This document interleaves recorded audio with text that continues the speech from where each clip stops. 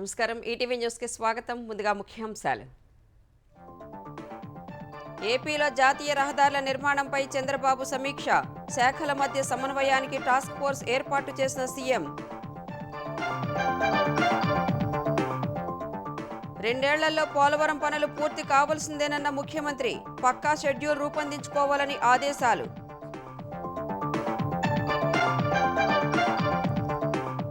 శారదా పీఠానికి మరో ఎదురుదెబ్బ. తిరుమలలో భవన నిర్మాణానికి ప్రభుత్వం అడ్డుకట్ట.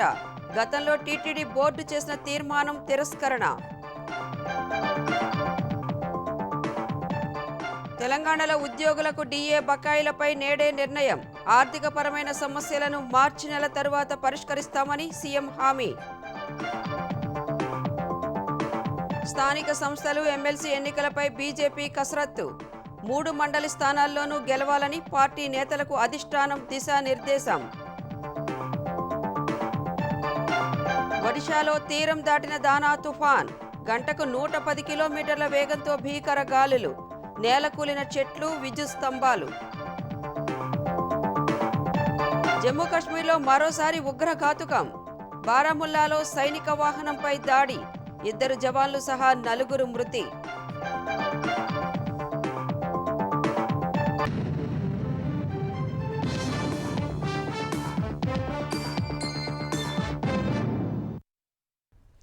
ఆంధ్రప్రదేశ్లో జాతీయ రహదారుల పనులు శరవేగంగా పూర్తి కావాలని ముఖ్యమంత్రి చంద్రబాబు అధికారులను ఆదేశించారు. 129 ప్రాంతాల్లో జాతీయ రహదారుల ప్రాజెక్టు పనులు జరుగుతున్నాయన్న ఆయన కొత్తగా రణస్థలం శ్రీకాకుళం మధ్య 6 వరుసలకు కేంద్రం ఆమోదం తెలపడంపై హర్షం వ్యక్తం చేశారు. అభివృద్ధికి చిరునామాగా ఏపీ మారుతోందన్న చంద్రబాబు లక్ష్యం మేరకు పనులు చేయాలని గుత్తేదారులను కోరారు. ఆంధ్రప్రదేశ్లో జరుగుతున్న జాతీయ రహదారుల పనులపై సచివాలయంలో సీఎం చంద్రబాబు సమీక్ష నిర్వహించారు. భారత్ మాలా ప్రాజెక్టులో భాగంగా 6 వరుసల రహదారులు 4 లైన్ల రహదారులు 4 ప్రాజెక్టుల పనులు జరుగుతున్నట్లు ఎన్హెచ్ఏఐ అధికారులు సీఎంకు వివరించారు. 26,000 కోట్లతో 189 కిలోమీటర్ల మేర అమరావతి ఔటర్ రింగ్ రోడ్డు, 300 కోట్లతో 56 కిలోమీటర్ల మేర కుప్పం, హోసూరు, బెంగళూరు రోడ్, 8,300 కోట్లతో 165 కిలోమీటర్ల మేర మూలపేట, విశాఖ గ్రీన్ఫీల్డ్ రహదారుల నిర్మాణం, హైదరాబాద్ విజయవాడ మధ్య 226 కిలోమీటర్ల మేర 8,000 కోట్లతో జాతీయ రహదారుల విస్తరణ పనులు చేపట్టాల్సి ఉందని అధికారులు తెలిపారు. వచ్చే 2.5 ఏళ్లలో 3,300 కిలోమీటర్ల మేర రహదారుల నిర్మాణం పూర్తి చేయాలని లక్ష్యంగా పెట్టుకున్నట్లు సీఎం తెలిపారు. ప్రస్తుతం 76,000 కోట్ల విలువైన జాతీయ రహదారి ప్రాజెక్టు పనులు జరుగుతున్నాయని చెప్పిన చంద్రబాబు వాటిని వేగంగా పూర్తి చేయడం ప్రభుత్వ లక్ష్యమన్నారు. వీటిపై ప్రతి 3 నెలలకొకసారి సమీక్ష నిర్వహిస్తామని స్పష్టం చేశారు. నిర్మాణ సంస్థలకు అవసరమైన అన్ని అనుమతుల్ని వేగంగా ఇస్తామన్న సీఎం నిర్దేశిత లక్ష్యం మేరకు పనిచేయకపోతే మాత్రం చర్యలు తప్పవని హెచ్చరించారు. ఒక 76,000 కోట్ల రూపాయలు వర్క్ చేసే ప్రాజెక్ట్స్ అన్ని ఆన్గోయింగ్ ఉన్నాయి. Total projects 129. దీనికోసం ఒక టాస్క్ ఫోర్స్ ఒకటి క్రియేట్ చేశాం. R&B, CCLA, forest department, PCCF, ఇంకా అవసరమైన డిపార్ట్మెంట్స్ అన్ని. Honourable minister R&B, national highways యొక్క అఫీషియల్స్, అవసరమైతే మైనింగ్ వీళ్ళందరితో ఒక టాస్క్ ఫోర్స్ క్రియేట్ చేసి ఇప్పుడు ఇసుక కూడా ఫ్రీ చేశాం కాబట్టి ఎక్కడ అడ్డల్స్ లేవు. ఏపీలో 6 వరుసల రహదారులు తక్కువగా ఉన్నాయని, మరిన్ని 6, 8 వరుసల రహదారులు రావాల్సిన అవసరముందని సీఎం ఆకాంక్షించారు. అమరావతి, కడప, గిద్దలూరు, అమరావతి మధ్య పనులు పూర్తి చేస్తామని తెలిపారు. ఇదే సమయంలో విధ్వంసం తమ విధానం కాదని చంద్రబాబు స్పష్టం చేశారు. అమరావతి నేరుగా కడప, అక్కడి నుంచి మళ్ళీ బెంగళూరు, ఇంకొక పక్కన గిద్దలూరు నుంచి అమరావతి, ఈ 2 ప్రాజెక్ట్స్ అవుతున్నాయి. ఈ 2 కూడా పూర్తి చేస్తున్నాం. ఇప్పుడు ఈ 2 ప్రాజెక్ట్స్ వచ్చిన తర్వాత కనెక్టివిటీలో 3వ ప్రాజెక్ట్ రావడం కరెక్ట్ కాదు. వచ్చినా అది వేస్ట్ అవుతుంది. ఒరిజినల్గా అనుకోవడం ఏంటంటే స్ట్రైట్ రోడ్ ఇస్తే అక్కడి నుంచి ప్యారలల్గా కడప, కర్నూలు, నేరుగా బెంగళూరు పోతుంది అనుకున్నాం. ఇప్పుడు అది మార్చి అడ్వాన్స్ స్టేజ్లో ఉంది కాబట్టి వీ డోంట్ వాంట్ డెస్ట్రాయ్. నేను విధ్వంసం చేయను. ఎక్కడ ప్రియారిటైజేషన్లో తప్పులు చేసినా అక్కడి నుంచి విధ్వంసం చేయడం మొదలు పెడితే ఎండ్ ఉండదు. దాన్ని లాజికల్గా తీసుకుపోయి కరెక్టివ్ మెజర్స్ చేసి భవిష్యత్తులో దాన్ని కరెక్ట్ చేయడం తప్ప ఎక్కడికక్కడ అవతలాలు చేశారు కాబట్టి దీన్ని నిలిపేయాలి. లాస్ట్ టైం అదే జరిగింది. హైవేల్లో వాగులు, వంకలపై నిర్మించే వంతెనల వద్ద నీరు నిలిచేలా చెక్ డ్యాం తరహా నిర్మాణాలకు ఉన్న అవకాశాలు పరిశీలించాలని చంద్రబాబు అధికారుల్ని ఆదేశించారు. నీటిని నిల్వ చేస్తే ఆ ప్రాంతం భూగర్భ జలం పెరిగి అక్కడి నీటి అవసరాలు తీరతాయని అభిప్రాయపడ్డారు. పోలవరం ప్రాజెక్టు పనులను కేంద్రం నిర్దేశించిన గడువులోపు పూర్తి చేసేలా చర్యలు చేపట్టాలని ముఖ్యమంత్రి చంద్రబాబు అధికారులను ఆదేశించారు. ఎట్టి పరిస్థితుల్లోనూ 2 ఏళ్లలో పోలవరం పనులు పూర్తి చేసేలా ప్రణాళిక ఉండాలన్నారు. ఒకవేళ ఈ ప్రణాళిక రూపకల్పనలో ఇబ్బందులు ఎదురైతే తన వద్దకు గుత్తేదారులతో సహా అందరూ రావాలని, అందులోని సమస్యలను తాను పరిష్కరిస్తానని భరోసా ఇచ్చారు. గత అర్ధరాత్రి జలవనరుల శాఖ ప్రాజెక్టులపై సమీక్ష నిర్వహించిన చంద్రబాబు పోలవరం కొత్త డయాఫ్రమ్ వాల్ నిర్మాణం, ఆ తర్వాత ప్రధాన రాతి మట్టి డ్యాం నిర్మాణాలపై వివరాలు తెలుసుకున్నారు. 2025 మార్చి నాటికి కొత్త డయాఫ్రమ్ వాల్ నిర్మాణం పూర్తవుతుందని, ఆ తర్వాత ప్రధాన డ్యాం పనులు ప్రారంభించి 2027 జూలై నాటికి పూర్తి చేస్తామని అధికారులు ప్రణాళిక రూపొందించారు. డయాఫ్రమ్ వాల్ ఒక సీజన్లోనే పూర్తి చేయాలని సీఎం అన్నారు. డయాఫ్రమ్ వాల్ నిర్మాణం కొంత పూర్తయిన తర్వాత సమాంతరంగా ప్రధాన డ్యాం పనులు కూడా ప్రారంభించి పూర్తి చేసేలా చూడాలని చెప్పారు. 2027 జూలై వరకు ప్రణాళిక ఏర్పాటు చేసుకుంటే ఎలా అని చంద్రబాబు అభ్యంతరం వ్యక్తం చేశారు. డిజైన్ల విషయంలో కేంద్ర జల సంఘంతో అనుసంధానం చేసుకుంటున్నామని అధికారులు తెలిపారు. నవంబర్ నెలలో పోలవరం ప్రాజెక్టు సందర్శనకు వస్తానని చంద్రబాబు వెల్లడించారు. అమరావతి రాజధాని రైల్వే ప్రాజెక్టుకు కేంద్రం ఆమోదం తెలపడం శుభ పరిణామమని పురపాలక మంత్రి నారాయణ తెలిపారు. కొత్త రైల్వే లైన్ మచిలీపట్నం, కృష్ణపట్నం, కాకినాడ పోర్టులకు అనుసంధానమవుతుందని చెప్పారు. గత ప్రభుత్వం 3 ముక్కలాట ఆడి ఈ ప్రాజెక్టును పక్కన పడేసిందని విమర్శించారు. 360 కిలోమీటర్ల ట్రంక్ రోడ్లు, లేఅవుట్లు, 3600 ఫ్లాట్లకు, కొండవీటి, పాలవాగు, గ్రావిటీ కెనాల్, కరకట్ట రోడ్డుకు టెండర్లు పూర్తి చేస్తామని చెప్పారు. అసెంబ్లీ, హైకోర్టు నిర్మాణానికి జనవరి నెలాఖరుకు టెండర్లు పూర్తి చేస్తామని తెలిపారు. ఈ ప్రాజెక్టు 2017 నవంబర్ 13న కేంద్ర ప్రభుత్వానికి సబ్మిట్ చేసాం. అయితే గత ప్రభుత్వం వచ్చి 3 ముక్కలు ఆట ఆడుతూ రాజధాని విశాఖపట్నం ఒక ముక్క అమరావతి అని, ఒక ముక్క రాయలసీమ అని ఆడుతూ ఈ ప్రాజెక్టును పూర్తిగా పక్కన పడేసింది. ఒక రాష్ట్రం కానీ, ఒక దేశం కానీ, ఒక సిటీ కానీ డెవలప్ అవ్వాలంటే ఇన్ఫ్రాస్ట్రక్చర్ ఉండాలి. ఇవి ఎక్కడైతే అవైలబుల్ ఉంటాయో అక్కడ ఇండస్ట్రీస్ వస్తాయి, జనసాంద్రత వస్తుంది, ఆ రాష్ట్రం డెవలప్ అవుతుంది. అందుకనే ముఖ్యమంత్రి చంద్రబాబు నాయుడు ఇప్పుడు కూడా first priority infrastructure. Visakha Sharada Peetham తిరుమలలో నిర్మించిన భవనాల క్రమబద్ధీకరణను ఆంధ్రప్రదేశ్ ప్రభుత్వం తిరస్కరించింది. వైసీపీ పాలనలో ప్రభుత్వ పెద్దల సహకారంతో అడ్డగోలుగా తిరుమల తిరుపతి దేవస్థానం భూములను ఆక్రమించి నిర్మించిన భవనాలకు ఆమోదం కోసం శారదాపీఠం చేసిన యత్నాలకు అడ్డుకట్ట వేసింది. నిబంధనలు అతిక్రమించి శారదాపీఠం చేపట్టిన అక్రమ నిర్మాణాలను క్రమబద్ధీకరిస్తూ 2023 డిసెంబర్ 26న అప్పటి టీటీడీ ధర్మకర్తల మండలి చేసిన తీర్మానాన్ని కూటమి ప్రభుత్వం తోసిపుచ్చింది. అక్రమంగా చేపట్టిన నిర్మాణాలపై చర్యలు తీసుకుని ప్రభుత్వానికి నివేదిక ఇవ్వాలని టీటీడీ ఈవోను ఆదేశిస్తూ దేవాదాయ శాఖ ముఖ్య కార్యదర్శి సత్యనారాయణ ఉత్తర్వులు జారీ చేశారు. తెలంగాణలో ఉద్యోగుల డీఏపై ఇవాళ సాయంత్రం వరకు నిర్ణయం ప్రకటించనున్నట్లు ముఖ్యమంత్రి రేవంత్ రెడ్డి తెలిపారు. ఉద్యోగుల సమస్యల పరిష్కారం కోసం మంత్రివర్గ ఉపసంఘం ఏర్పాటు చేసిన ఆయన దీపావళి తర్వాత శాఖల వారీగా సమావేశమై చర్చిస్తుందని చెప్పారు. జీవో 317పై మంత్రివర్గ ఉపసంఘం ఇచ్చిన నివేదికపై నేడు ఉద్యోగ సంఘాలతో సీఎస్ శాంతికుమారి చర్చించిన తర్వాత రేపు కేబినెట్ తుది నిర్ణయం తీసుకుంటుందని హామీ ఇచ్చారు. డిమాండ్ల సాధన కోసం ఉద్యోగుల జేఏసీ నవంబర్ 2 నుంచి కార్యాచరణ ప్రకటించిన నేపథ్యంలో హైదరాబాద్ బంజారాహిల్స్ కమాండ్ కంట్రోల్ కేంద్రంలో ఉద్యోగ సంఘాల ప్రతినిధులతో సీఎం రేవంత్ రెడ్డి సుదీర్ఘంగా చర్చించారు. 2 ఏళ్ల నుంచి పెండింగ్లో ఉన్న 5 డీఏలు విడుదల చేయాలని ఉద్యోగ సంఘాల నేతలు సీఎంను కోరారు. పెండింగ్లో ఉన్న బిల్లుల్ని క్లియర్ చేయడంతో పాటు ఈ కుబేర్ వ్యవస్థ రద్దు చేయాలని అభ్యర్థించారు. పీఆర్సీ నివేదిక తెప్పించుకుని అమలు చేయాలని కోరారు. ఉద్యోగులు, పెన్షనర్ల సమాన వాటాతో ఈహెచ్ఎస్ అమలు చేయాలన్నారు. సిపిఎస్, యూపీఎస్ వద్దని పాత పెన్షన్ పథకాన్ని పునరుద్ధరించాలని ఉద్యోగులు కోరారు. జీవో 317 బాధితులు కోరుకున్న చోటకు బదిలీ చేయాలని ఉద్యోగ సంఘాల నేతలు కోరారు. ఉద్యోగుల సమస్యల్ని పరిష్కరించేందుకు తమ ప్రభుత్వం సిద్ధంగా ఉందని సీఎం రేవంత్ రెడ్డి తెలిపారు. తమది ఉద్యోగుల ఫ్రెండ్లీ ప్రభుత్వమని పునరుద్ఘాటించారు. ఉద్యోగుల సమస్యల పరిష్కారానికి కేబినెట్ సబ్ కమిటీ ఏర్పాటు చేస్తున్నట్లు తెలిపారు. ఉప ముఖ్యమంత్రి భట్టి విక్రమార్క చైర్మన్ గా, మంత్రులు శ్రీధర్ బాబు, పొన్నం ప్రభాకర్ సభ్యులుగా, కె కేశవరావు ప్రత్యేక ఆహ్వానితుడిగా కేబినెట్ సబ్ కమిటీ ఉంటుందన్నారు. దీపావళి తర్వాత శాఖల వారీగా ఉద్యోగులతో కేబినెట్ సబ్ కమిటీ సమావేశమై సమస్యల పరిష్కారానికి సిఫార్సు చేస్తుందని తెలిపారు. కేబినెట్ సబ్ కమిటీ నివేదికపై ఇవాళ సీఎస్తో చర్చించి ఒకవేళ మార్పులు అవసరమైతే సూచించాలని సీఎం తెలిపారు. ముఖ్యమంత్రితో చర్చలు సానుకూలంగా జరిగాయని సమావేశం తర్వాత జేఏసీ నేతలు చెప్పారు. 51 డిమాండ్ల పైన ముఖ్యమైన 6 తీర్మానాల పైన డిస్కస్ చేయటం, ప్రతి ఒక్క అసోసియేషన్ని పేరున సమస్యలు అడిగి తెలుసుకొని సమస్యలన్నీ కూడా ఆర్థిక సంబంధమైనవి, ఆర్థికేతరమైనవి సపరేట్గా విడదీసి ఈ 51 డిమాండ్స్ కానీ డిపార్ట్మెంట్ వైజ్గా ఉన్న 75 శాఖల్లో ఉన్న సమస్యలపైన గౌరవ ఉప ముఖ్యమంత్రి గారితో క్యాబినెట్ సబ్ కమిటీని ఏర్పాటు చేయడం జరిగింది. 317 పైన దాంతోపాటుగా సిపిఎస్ ఉద్యోగులకు కూడా నాకు ఈ సమస్య అంతా తెలుసు, దీన్ని త్వరితగతినే పూర్తి చేస్తామని హామీ ఇవ్వడం కూడా జరిగింది. మా జేఏసీ తరఫున 5 డిఏలు పెండింగ్ ఉన్నాయి. ఎప్పుడు తెలంగాణ చరిత్రలో కానీ ఉమ్మడి ఆంధ్రప్రదేశ్ చరిత్రలో కానీ లేదని చెప్తే ఉప ముఖ్యమంత్రి గారితో చర్చించి దానిపైన ఒక నిర్ణయం తీసుకొని ప్రకటన చేస్తామని చెప్పారు. ఆర్థిక సంబంధమైనవన్నీ కూడా మార్చి తర్వాత మేము పూర్తిగా అటెండ్ అవుతామని చెప్పి ముఖ్యమంత్రి గారు హామీ ఇవ్వడం జరిగింది. తెలంగాణ ఆర్థిక పరిస్థితి క్లిష్టంగా ఉందని ఉద్యోగులతో సీఎం అన్నట్లు సమాచారం. నెలవారీ ఆదాయం తగ్గిందని, అందులో ఉద్యోగుల వేతనాలు, అప్పులపై వడ్డీలకే సగం ఖర్చవుతోందని వివరించినట్లు తెలుస్తోంది. కొన్ని ఆర్థిక పరమైన డిమాండ్లపై ఉద్యోగులు అర్థం చేసుకోవాలని కోరినట్లు సమాచారం. తెలంగాణలో జరిగే స్థానిక సంస్థల ఎన్నికల్లో అన్ని చోట్ల పోటీ చేయాలని, ఎమ్మెల్సీ ఎన్నికల్లో 3 గెలిపే లక్ష్యంగా పనిచేయాలని బీజేపీ నిర్ణయించింది. రాష్ట్ర కార్యాలయంలో పార్టీ ముఖ్య నేతలు, అనుబంధ విభాగాల సభ్యులతో బీజేపీ జాతీయ ప్రధాన కార్యదర్శి సునీల్ బన్సల్, రాష్ట్ర అధ్యక్షుడు కిషన్ రెడ్డి సమావేశమై ఈ మేరకు దిశానిర్దేశం చేశారు. ఎమ్మెల్సీ ఎన్నికలకు సంబంధించి గ్రాడ్యుయేట్స్, టీచర్ల నియోజకవర్గాల అభ్యర్థులను 2-3 రోజుల్లో ఖరారు చేయాలని నిర్ణయించారు.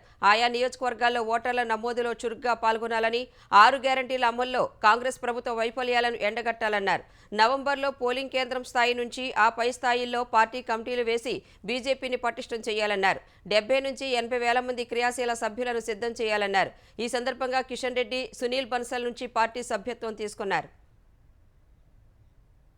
దానా తీవ్ర తుఫాన్ ఒడిశాలోని బితార్కానికా, ధమ్రా ప్రాంతాల మధ్య తీరం దాటినట్లు భారత వాతావరణ శాఖ తెలిపింది. గంటకు 15 కిలోమీటర్ల వేగంతో ఉత్తర వాయువ్య దిశగా కదిలిన తుఫాన్ తీరాన్ని తాకే సమయంలో గంటకు 110 కిలోమీటర్ల వేగంతో భీకర గాలులు వీచాయని పేర్కొంది. తీర ప్రాంత జిల్లాలైన భద్రక్, జగత్సింగ్పూర్, బాలాసోర్, కేంద్రపరాలలో భారీ వర్షం కురవగా తీరంలో అలలు 2 మీటర్ల ఎత్తుకు ఎగసిపడ్డాయి. ప్రభావిత జిల్లాలో అనేక చోట్ల చెట్లు నేలకొరిగాయి. తుఫాను తీవ్రతపై అప్రమత్తమైన ఒడిశా ప్రభుత్వం పెద్ద ఎత్తున పునరావాస కేంద్రాలు ఏర్పాటు చేసి ప్రభావిత ప్రాంత ప్రజలను అక్కడికి తరలించింది. తుఫానును ఎదుర్కొనే దిశగా రాష్ట్ర ప్రభుత్వ సంసిద్ధత గురించి సీఎం మోహన్ చరణ్ మాఝీతో ప్రధాని మోదీ, హోంమంత్రి అమిత్ షా ఆరా తీశారు. లోతట్టు ప్రాంతాల్లోని హై రిస్క్ జోన్ల నుంచి 6 లక్షల మందిని సురక్షిత ప్రాంతాలకు తరలించినట్లు మాఝీ వారికి చెప్పారు. పశ్చిమ బెంగాల్లోనూ తుఫాను నేపథ్యంలో ముందు జాగ్రత్త చర్యలు చేపట్టారు. 3.5 లక్షల మందికి పైగా ప్రజలను సురక్షిత ప్రాంతాలకు తరలించినట్లు ముఖ్యమంత్రి మమతా బెనర్జీ తెలిపారు. రాత్రంతా సచివాలయంలోనే ఉన్న మమత పరిస్థితిని స్వయంగా పర్యవేక్షించారు. అటు తీరాన్ని దాటిన తర్వాత తుఫాను క్రమంగా బలహీనపడుతుందని ఐఎండీ తెలిపింది. బాలాసోర్, మయూర్భంజ్, భద్రక్, కేంద్రపాడ, జగత్సింగ్పూర్లలో చాలా చోట్ల తేలికపాటి నుంచి భారీ, అతి భారీ వర్షాలు కురుస్తాయని అంచనా వేసింది.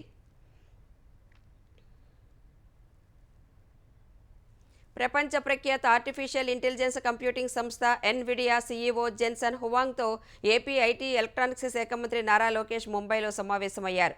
ఏపీ పాలనా వ్యవహారాల్లో వేగవంతమైన, మెరుగైన సేవలకు ఏఐ టెక్నాలజీని వినియోగించుకోనున్నట్లు లోకేష్ జెన్సన్కు వివరించారు. అమరావతిలో ఏర్పాటు చేసే ఏఐ యూనివర్సిటీకి సలహాలు, సూచనలు ఇచ్చి సహకరించాలని కోరారు. ఇందుకు సానుకూలంగా స్పందించిన హువాంగ్ రాబోయే రోజుల్లో ఏఐ టెక్నాలజీ ద్వారా అంతర్జాతీయంగా ఎలాంటి విప్లవాత్మక మార్పులు వస్తాయో వివరించారు. Speech recognition, medical imaging, supply chain management సంస్థల్లో ఏఐ వినియోగానికి అవసరమైన కంప్యూటింగ్ పవర్ టూల్స్, ఆల్గరిథంలను ఎన్విడియా అందిస్తోందని వెల్లడించారు. మరోవైపు వేదాంత గ్రూప్ అనుబంధ సంస్థ సెరెంటికా గ్లోబల్ రెన్యూవబుల్ ఎనర్జీ ప్రతినిధులతోనూ లోకేష్ సమావేశమయ్యారు. 2030 నాటికి 72 గిగావాట్ల పునరుత్పాదక ఇంధనాన్ని ఉత్పత్తి చేయాలన్న ఏపీ ప్రభుత్వ లక్ష్య సాధన కోసం సెరెంటికా గ్లోబల్ వంటి కార్పొరేటర్లు, ఇన్వెస్టర్లను మంత్రి ఆహ్వానించారు. ఆంధ్రప్రదేశ్లో 10 గిగావాట్ల రెన్యూవబుల్ ఎనర్జీ ప్రాజెక్టుల నిర్మాణానికి ప్రణాళికలు రూపొందిస్తున్నట్లు సంస్థ ప్రతినిధులు మంత్రికి వివరించారు. ఏపీలో పెద్ద ఎత్తున రెన్యూవబుల్ ఎనర్జీ ప్రాజెక్టుల ఏర్పాటు ద్వారా యువతకు ఉద్యోగాలు కల్పించాలని తాము భావిస్తున్నట్లు మంత్రి లోకేష్ వారికి వివరించారు. ఐఏఎస్ అధికారి అమోయ్ కుమార్ను వరుసగా 2వ రోజు ఈడీ అధికారులు విచారించారు.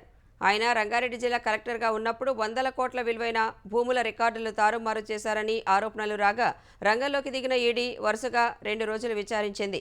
ఆ సమయంలో జరిపిన లావాదేవీలపైన ఈడీ అధికారులు ఆరా తీసినట్లు సమాచారం.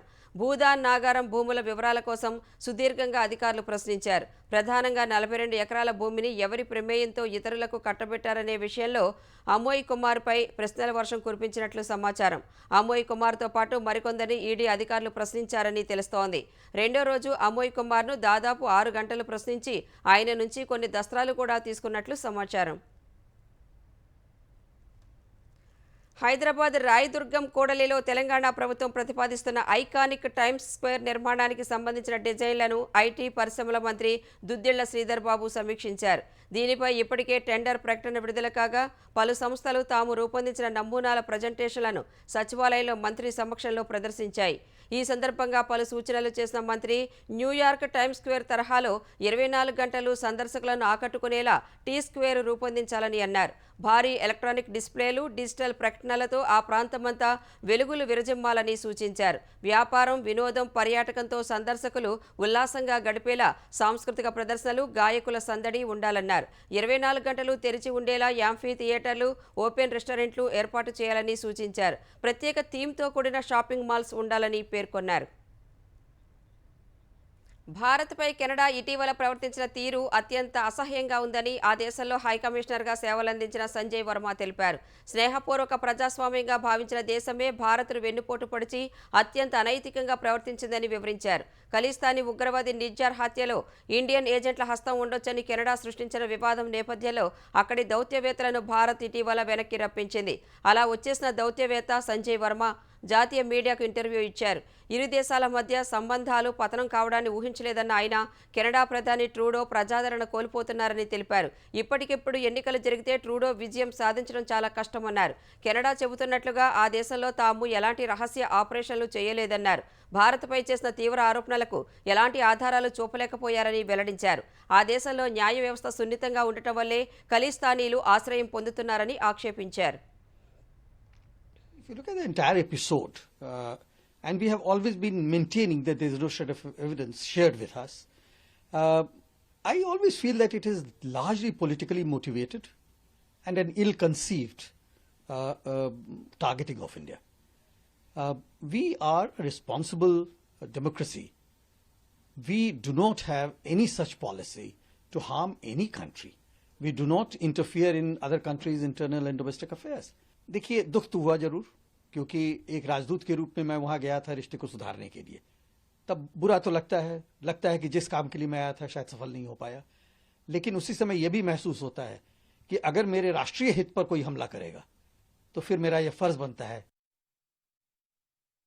జమ్మూ కాశ్మీర్లో ముష్కర మూకలు మరోసారి రెచ్చిపోయాయి. బారాముల్లాలో సైనిక వాహనంపై ఉగ్రవాదులు దాడికి తెగబడ్డారు. ఈ ఘటనలో 2 సైనికులు, 2 స్థానికులు ప్రాణాలు కోల్పోయారు. మరో 3 గాయపడ్డారు. గుల్మార్గ్లోని బోట్ పత్రిలో 18వ రాష్ట్రీయ రైఫిల్స్కు చెందిన వాహనంపై ఉగ్రవాదులు ఈ దాడి చేశారు. జమ్మూ కాశ్మీర్లో గత 3 రోజుల్లో సైనిక వాహనంపై జరిగిన రెండో దాడి ఇది. 3 రోజుల క్రితం ఓ టన్నెల్ నిర్మిస్తున్న కార్మికుల శిబిరంపై జరిగిన ఉగ్రదాడిలో 6 నిర్మాణ కార్మికులు, 1 వైద్యుడు మరణించారు. గుల్మార్గ్లో దాడికి పాల్పడ్డ ముష్కర్లకు సాధ్యమైనంత వేగంగా తగిన సమాధానం ఇవ్వాలని జమ్మూ కాశ్మీర్ లెఫ్టినెంట్ గవర్నర్ మనోజ్ సిన్హా భద్రతా బలగాలకు సూచించారు. సుప్రీంకోర్టు తదుపరి ప్రధాన న్యాయమూర్తిగా జస్టిస్ సంజీవ్ ఖన్నా నియమితులయ్యారు. జస్టిస్ సంజీవ్ ఖన్నా నియామకానికి రాష్ట్రపతి ద్రౌపది ముర్ము ఆమోదముద్ర వేశారు. 51వ సుప్రీంకోర్టు ప్రధాన న్యాయమూర్తిగా నవంబర్ 11న జస్టిస్ సంజీవ్ ఖన్నా ప్రమాణ స్వీకారం చేయనున్నట్లు కేంద్ర న్యాయశాఖ మంత్రి అర్జున్ రామ్ మేఘ్వాల్ వెల్లడించారు. 2025 మే 13 వరకు జస్టిస్ సంజీవ్ ఖన్నా సుప్రీంకోర్టు ప్రధాన న్యాయమూర్తిగా కొనసాగనున్నట్లు కేంద్ర మంత్రి ఎక్స్లో పోస్ట్ చేశారు. నవంబర్ 10న ప్రస్తుత సీజేఐ జస్టిస్ డివై చంద్రచూడ్ పదవీ విరమణ చేయనున్నారు. మహారాష్ట్ర అసెంబ్లీ ఎన్నికలకు సంబంధించి మహావికాస్ అఘాడీ కూటమిలోని శరద్ పవార్ ఎన్సీపీ, కాంగ్రెస్ పార్టీ తొలి జాబితాలు విడుదల చేశాయి. 45 మందితో కూడిన ఎస్పీ ఎన్సీపీ తొలి జాబితాలో బారామతి స్థానం నుంచి అజిత్ పవార్కు పోటీగా ఆయన తమ్ముడి కుమారుడైన యుగేంద్ర పవార్ బరిలో నిలిచారు. పార్టీ రాష్ట్ర చీఫ్ జయంత్ పాటిల్కు ఇస్లాంపూర్, జితేంద్ర అవధ్కు ముంబ్రా కాల్వా, అనిల్ దేశ్ముఖ్కు కటోల్ స్థానాలు కేటాయించారు. కాంగ్రెస్ 48 మంది అభ్యర్థులతో కూడిన తొలి జాబితాలో 25 మంది సిట్టింగ్ ఎమ్మెల్యేలకు చోటు కల్పించింది.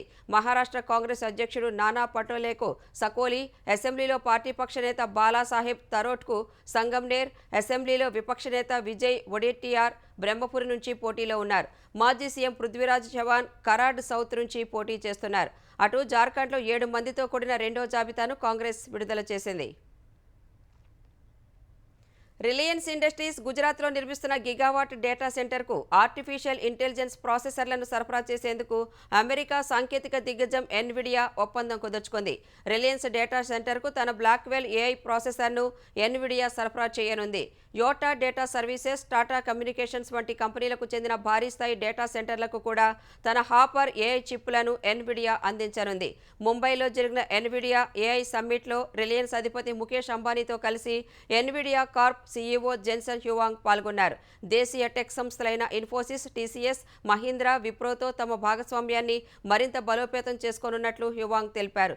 దేశంలో ఏఐ ఇంటెలిజెన్స్ ఇన్ఫ్రాస్ట్రక్చర్ నిర్మాణంలో భాగస్వామ్యాన్ని ప్రకటించారు. కంప్యూటింగ్ ఇన్ఫ్రాస్ట్రక్చర్ సహా ఇన్నోవేషన్ సెంటర్ ఏర్పాటుకు రిలయన్స్తో ఒప్పందం కుదుర్చుకున్నామని, ఇందుకు భారీ పెట్టుబడులు పెడతామని హ్యూవాంగ్ వెల్లడించారు.